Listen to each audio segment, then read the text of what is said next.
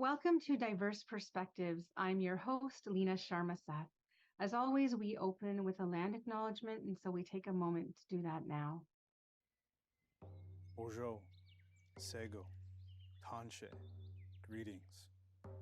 Halton Region acknowledges the treaty lands of the Mississaugas of the Credit First Nation, as well as the traditional territory of the Haudenosaunee, Huron-Wendat, and Anishinaabe on which we gather. In stewardship with Mother Earth and the enduring Indigenous presence connected to these lands, we acknowledge the Indigenous nations of the past, present, and future. In the spirit of allyship and mutual respect, we will take the path of truth and reconciliation to create change, awareness, and equity as we strive to elevate the collective consciousness of society. Miigwech, Nyawe, Marcy, thank you.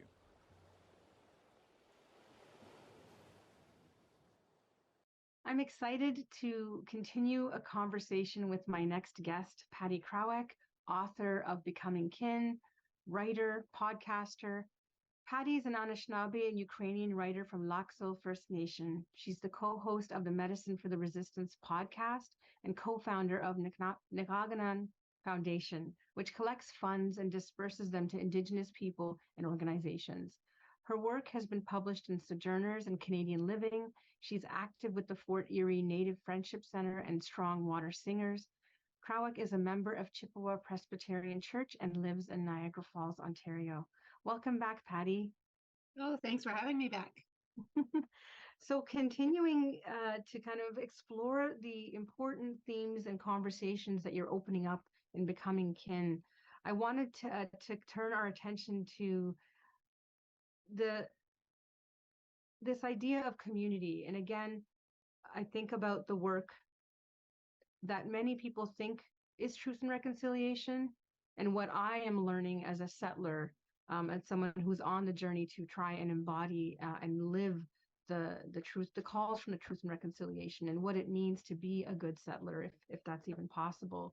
And you talk about community as being central, that it's not about taking books and reading them, it's about doing them. You say in your book, read this with someone else, find others to do this work with. And so find community to have these conversations with, even, as you say, if it's only one person to disrupt with, find ways, to do this work. And even the invitation to, once you've been doing that work, to find ways to connect your community with Indigenous community. And I think about, in the book, you talk about in 2018, when the verdicts in the deaths of Colton Bushy and Tina Fontaine came down, and within the same week, you talked about Black Lives Matter Toronto organizing that second vigil so that the Indigenous community in Toronto wouldn't have to. And that's something that I'm sitting with, as I don't think any of us heard that. It wasn't common media coverage. And so I wonder, thinking about the theme of community and the purpose in this work, if you could kind of share something from your lens around that. Yeah, well, the important thing is we need to support each other, right? We've got all this common ground. We're not necessarily the same. I talk a lot in the book about, Black experience and Black history. And that was something that I learned. You mentioned my podcast at the beginning with Carrie Goring. And we had started off kind of as friends. I'd gone to a conference at OISE, Toronto puts on this decolonization conference.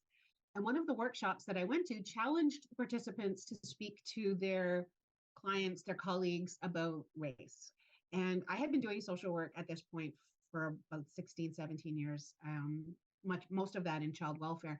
I had never asked a single client about their experience as a racialized person.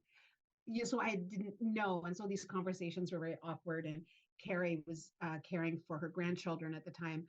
And and so I started asking her, because I thought, okay, well, she's friendly and nice, so I'm gonna practice with her. And that's where doing these things together is so powerful, because we can practice with safe people and learn how to kind of stumble through these conversations, because they are difficult, they are challenging. And it started off, and I talk about this in the book, that I asked her how she could protect her grandchildren who were in a very white neighborhood, and she said, well, I can't. And of course, I'm a social worker, so I'm thinking about resilience, right? Because that's where my brain goes. And, and so that's where she says, okay, well, that's what I can do. I can tell them who they are. I can tell them about their stories, their history, like we talked about last time, so that they know who they are, so that when they come up against things, they know who they are. And and then they can kind of withstand, what we call microaggressions, which are really just reminders of how we don't fit in and how we don't belong. Um, so that, and then I took that out, to other clients and having some really good conversations. They wanted to talk to me about this stuff. Nobody had ever asked them. And so Carrie and I started having this podcast because we thought we were hilarious and everybody needed to hear how funny we were. And then we started interviewing people, and I would just find like the most interesting people on social media, and Carrie too, and we would start talking to them. And so these conversations about our lives as Black and Indigenous women and the conversations of our guests, we realized how much common ground we had. Colonialism acts differently on us at different times, depending on what it needs. But not always that different. Sometimes it just looks different.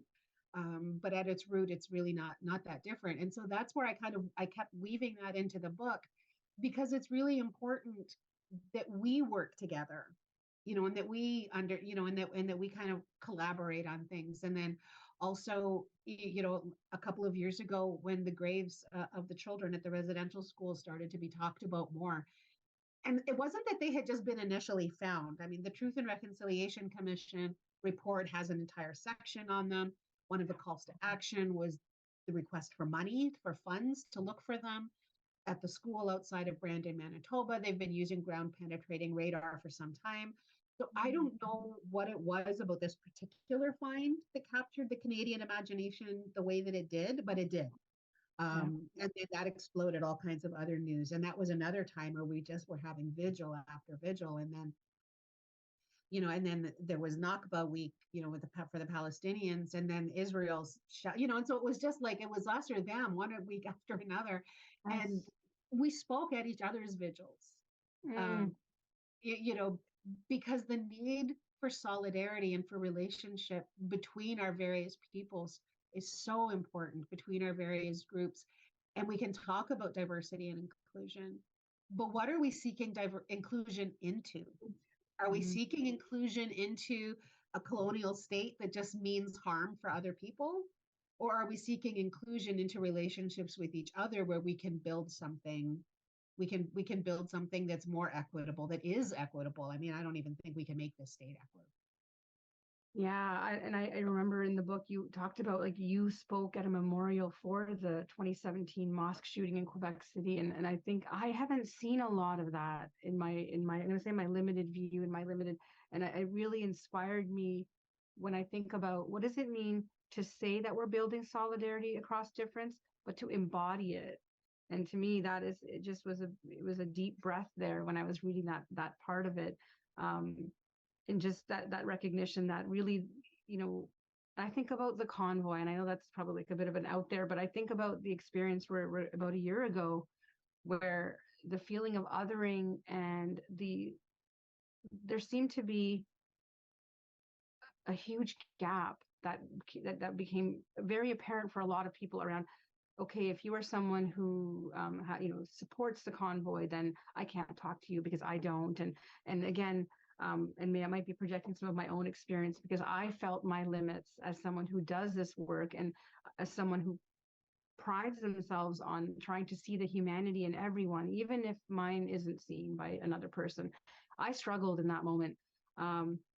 But coming back to kind of the way you write this book and the way that you approach engaging the reader. So I know you talked in our earlier show about the origins for you of, like, I was frustrated and angry with conversations happening at the church, and so although that may have been some of who you were writing for, maybe amongst your in addition to writing for yourself, I've heard that authors should start by writing for themselves and then focus outwards. I felt like I was being spoken to in this book, even though I'm not in necessarily the congregation or the faith that you're in. The importance of community and doing this with people, and even trying to connect, because I think one of the things I've heard a lot of in Halton, and I think that's really changed in the last couple of years with the emergence. There's a lot more Indigenous focused organizations and groups that I'm going to say have become visible from being, from as opposed to being invisible, due to colonization and that idea that, oh, there's no Indigenous people here. How is that the case? And so I feel like there's been a shift, and I think we still have a lot more work to do here in Halton to make sure that we're taking the time, rather than, oh, I emailed these 3 organizations once, they didn't reach out to me, so I don't have any relationship. What does it look like to keep trying? What does it look like to be committed to developing that relationship? I wonder if there's anything you can offer around, from your lens, what does that mean to be committed to building relationship? Yeah. So I grew up in Niagara, with my maternal family. So grew up with, in a German, Ukrainian, they came as refugees in the early 50s. And, my paternal family was all kind of north of Thunder Bay. You go to Thunder Bay, turn right at the end of the road. That's where my family is, where the roads end. But I didn't know them. I didn't know them. And of course, this is long before social media, right? This is, 60s, 70s, early 80s, long before social media. So, excuse me. And so I grew up in Niagara. I had no idea that there were Indigenous people in the Niagara region. No idea. It was a friendship center. I had no idea. I didn't know it existed. There were 2 reserves within less than 2 hours from me. I had no idea. I thought I was the only Native person, and that the rest of them all lived out west somewhere, possibly in teepees. I wasn't sure. And then as I grew up, found my father, started going to protests. And that's what I tell people is just like show up. Just start with showing up, because that's what I did. And you say, writers should write for themselves. I realized after a few of these conversations that I kind of did write it for myself, because I didn't grow up in the midst of my community. So how do I become good kin to my kin, to my own community? How do I become a good relative to my own relatives? And so that's also kind of my own trajectory, is when I tell people to show up, that's what I did. I started showing up. I started showing up at the Friendship Center in Toronto. You show up enough, you start becoming familiar. I started showing up at protests, listening to the speakers that were talking. And then when we moved down to Niagara, because I was living in Brampton for a while, and then we moved down to Niagara, I had to start again. And again, I didn't know there were Native people in Niagara. 2 friendship centers by this point. I didn't know until I started working in child welfare. And what a sad story that is, that I had to be working in child welfare in order to encounter the Indigenous community. That's really sad. And I talk about my time in child welfare and how challenging that eventually became for me. But again, I started showing up. I started showing up at protests. I started showing up at activities. You become familiar. People start talking to you. If you volunteer, if you offer to wash dishes, you'll make friends fast. And you talked before about reading the books. Reading the books is part of the work, and then it helps you to ask better questions when you do have conversations. And I talk often in the book about the hand drum group that I belong to, the Strong Water Singers. And that's also a really good example of internal organizing and growing and changing, because we used to be called the Strong Water Women. And then because the hand drum group is traditionally something the women, men sing around the big drum and women men sing hand drum too. But it was a women's hand drum group. And then one day at the group, there was a non-binary person was there. And I thought, oh, okay, we need to change our name. And I mentioned this to, kind of the woman who leads the group. And she's like, yeah. And boom, just like that, the name was changed. And, and so those are the kinds of things that we can do because we're all organized somewhere, right? We're all in some kind of community. And those are the kinds of things that we can do. So I noticed something. I had that one person to disrupt with. I mentioned it to her and she's like, absolutely, changing the name. And now we're the Strong Water Singers. Just like that. And it's those kinds of changes that we can start doing those things. And the more that we start doing those things and other people are doing those things, we can make some transformational change in our communities. Again, it's you make it so accessible with examples like this. So I think sometimes we get, I know I'll use myself as an experience, but that idea of like I get flooded, in my body with like such intense emotions at the end of a book like this as well, where it's like, where do I want to channel that? And how do I want to do that? And then I'm like, oh my gosh, it's too big. I couldn't possibly. And then how do you, with the examples that you offer, it's like, it's really that easy. And you, as you said, everyone has community, everyone has circles of trust. And how can you start with where it's not about going to the places that you have no relationship and saying, this is what we want to see happen. It starts with like your community and the people that you do have trust. And even if it is that one disruptor, and to take that and to start like, rippling that out. The word that comes to mind is such deep intersectionality.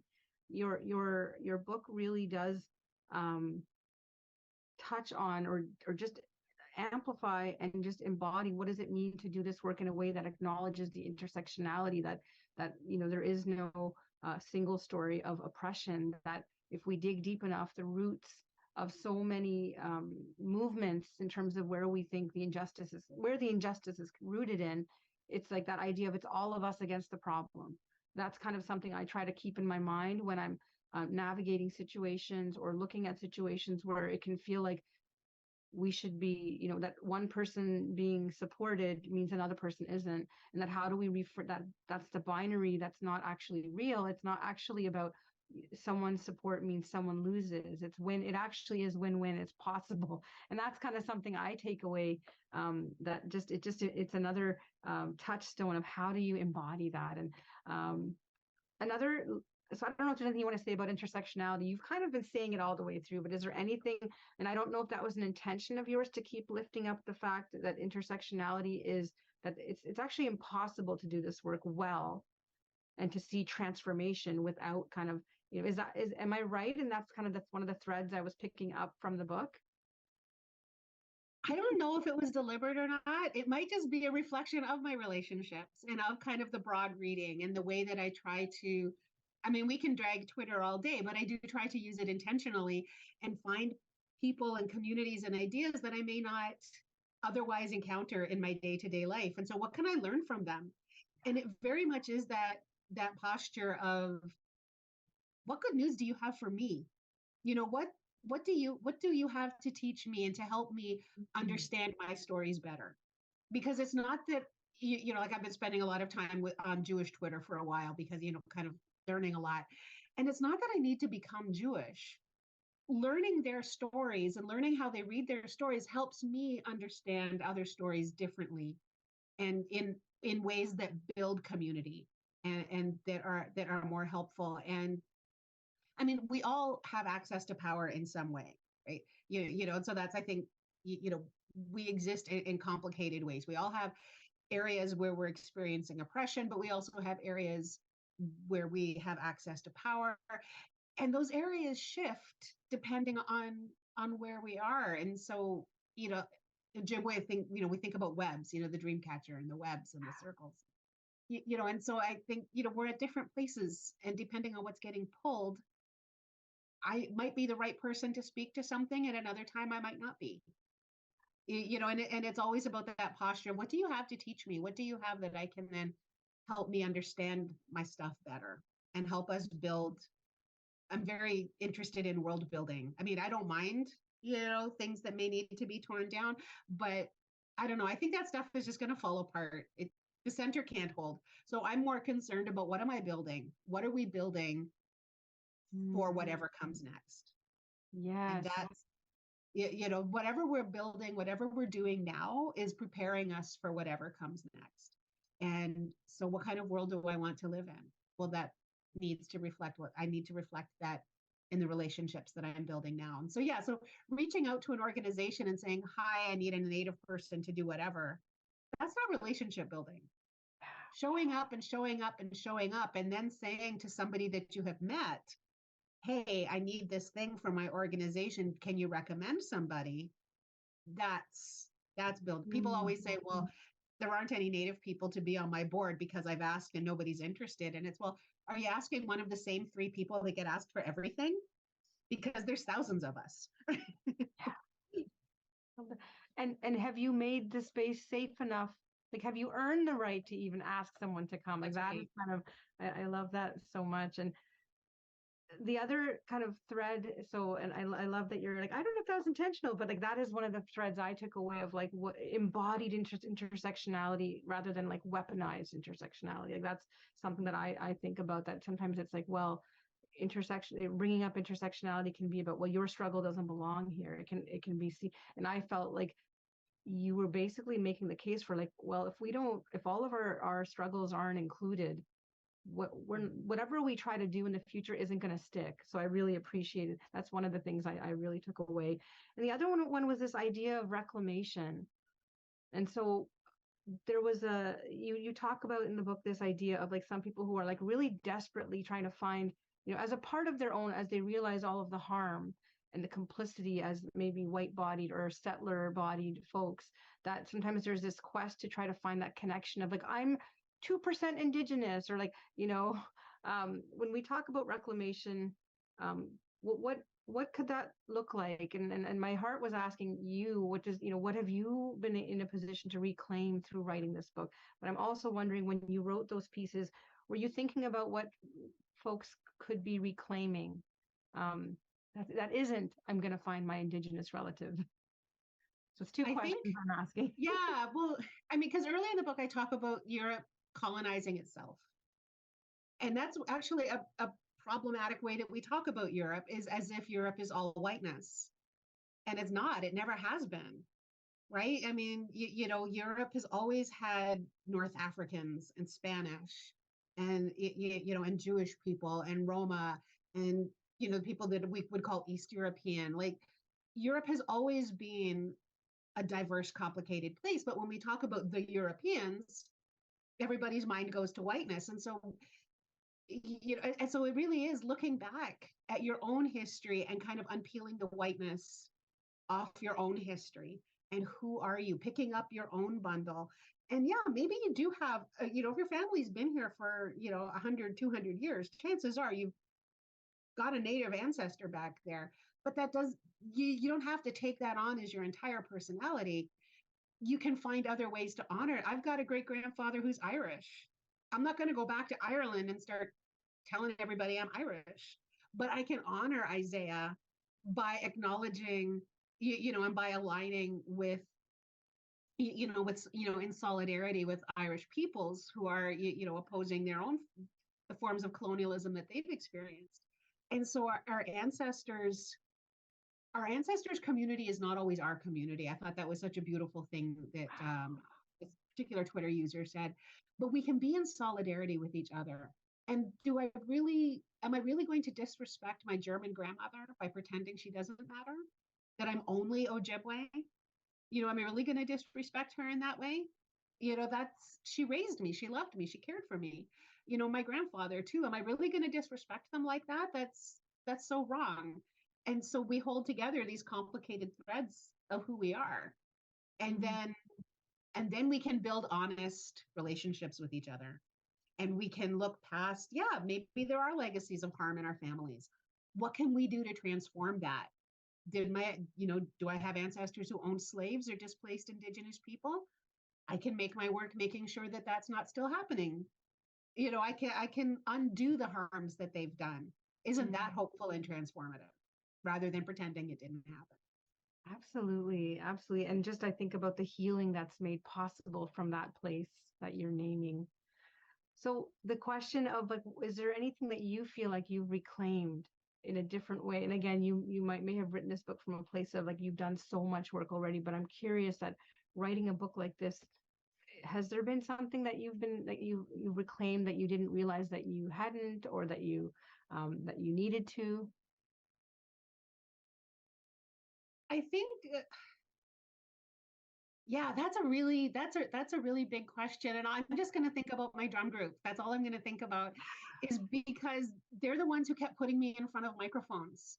And without them, to introduce the group to whoever we were singing to, and without them, I would not have found the voice that I needed in order to create this book.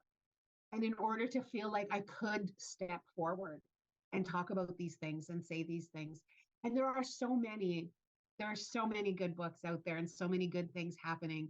And I'm really excited to be contributing to that, to be contributing to this world that must be. That's, we know that what's happening is not right. We know that we want something better. And so I'm just really happy to be part of that. And it's just really exciting. And thank you. That was like an emergent question, so I know it wasn't necessarily on our script, but it was what I was feeling called to ask for that offer. Is there anything we're coming to the end of the show? Is one quick, maybe last question might be around, what would be the call? What would be one, if I say ambe or one, let's go to viewers as we wrap up this second show? What is that any kind of a call that you'd want to offer? Coming out of like writing a book like this, or just as our viewers prepare to go and get the book? I would just start with the very first one, to start paying attention, to start noticing who's and the call is very specific to Black and Indigenous people, but I would broaden it to say to start noticing who's missing from your life, who's not there, who's not at the table, who's not in your church, who's not in your classroom, who's not on your bookshelves, and then start looking for them and be okay with being uncomfortable. Don't skate past that. To sit in that uncomfortable space and kind of be willing to sit, because I've had to sit there. We had to change the name of our drum group. So it's always about who's missing, why are they missing? Thank you so much, Patty. Really, really appreciating our conversation. Looking forward to staying in dialogue with people in my community. I've gotten extra copies and sharing those and thinking about how I can bring this into my book club.